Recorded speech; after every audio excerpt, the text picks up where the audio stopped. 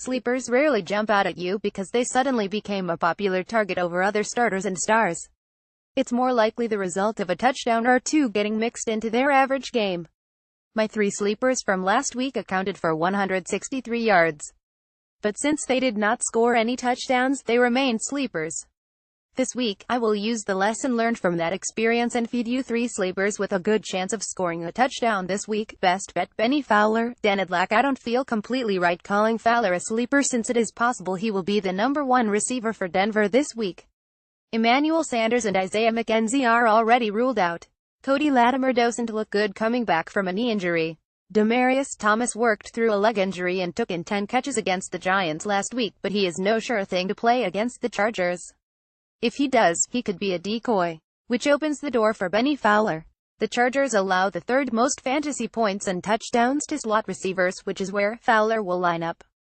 Because of my guilt over naming a possible primary receiver as a sleeper, allow me to give you a bonus sleeper: Jordan Taylor. Taylor will line up on the outside, opposite the slow Thomas, or as the primary wide target. As tempting as it might sound to the Broncos to run C.J. Anderson and Jamal Charles on every down, they have to pass the ball occasionally and the receiving options are quite limited.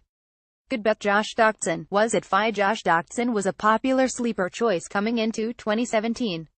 Despite the addition of Terrell Pryor, Doctson was expected to be a prime deep threat for Kirk Cousins, who loves to throw the deep ball. Unfortunately, Doctson got hurt in the preseason.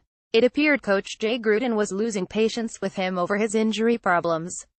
Gruden is over it, whether it is because Doctson scored 2 touchdowns in the last 3 games with very limited targets or because Jamison Crowder and Pryor aren't getting the job done. Gruden let it slip that the Redskins will actively try to get Josh Doctson more involved in the game plan. Doctson is a receiver with enough speed to turn any catch into a touchdown.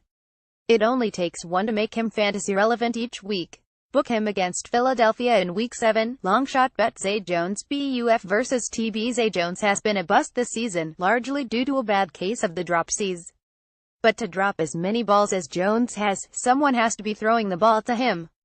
Jordan Matthews and Charles Clay are probably out for this week's contest against the Tampa Bay Buccaneers. Tampa Bay allowed Carson Palmer to hit his first 12 passes, mostly to wider receivers, last week. Buffalo comes off a bye week when they had time to work on getting their prized rookie receiver more in tune with the game plan. Look for more targets in Zay Jones' first NFL touchdown in Week 7. You heard it here first. Be sure to check out our weekly NFL fantasy mailbag each Wednesday here on Real Sport. If you'd like to submit a question for us to answer, send it to email protected. Want to share your opinion? Why not write for us? Previous post, next post, next.